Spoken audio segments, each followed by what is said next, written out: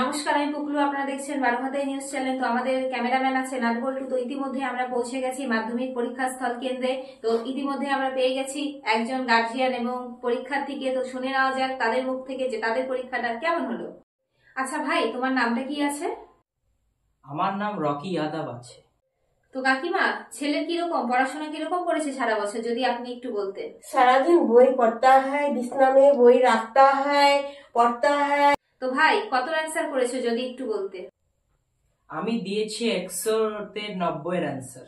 15 পাবো আমি। ভবিষ্যতে কি হওয়ার ইচ্ছে আছে, কি হতে চাচ্ছ? আমি হতে চাই ডাক্তার বা ইঞ্জিনিয়ার, এছাড়া কি হব আপনি বলুন। বাহ, খুব সুন্দর। আজকের দিনে 15 নাম্বার পেয়ে তুমি ডাক্তার ইঞ্জিনিয়ার হতে যাচ্ছ। সত্যি আজকের ইন্টারভিউ আমার সার্থক হয়ে গেল।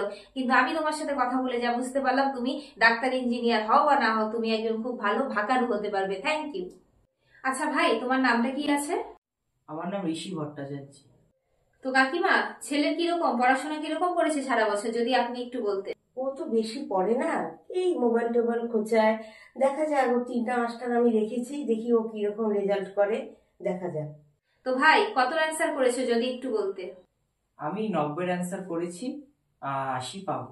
ভবিষ্যতে কি হওয়ার ইচ্ছে আছে, কি হতে চাচ্ছ? এই নম্বরে তো আর ডাক্তার ইঞ্জিনিয়ার হওয়া যাবে না, তো আমি আর্টস নিয়েই পড়বো। তারপর যদি ছোটখাটো কিছু চাকরি করা যায়।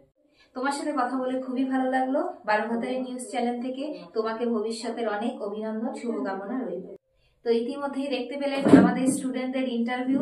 কেউ 15 পেয়ে ডাক্তার ইঞ্জিনিয়ার হতে যাচ্ছে, কেউ আবার 80 পেয়ে ন্যূনতম চাকরি করতে চাইছে। এই হচ্ছে আমাদের স্টুডেন্টদের কনফিডেন্স। তো অনেক ধন্যবাদ আমাদের সাথে থাকার জন্য। দেখতে থাকুন বারোভাতাই নিউজ চ্যানেল।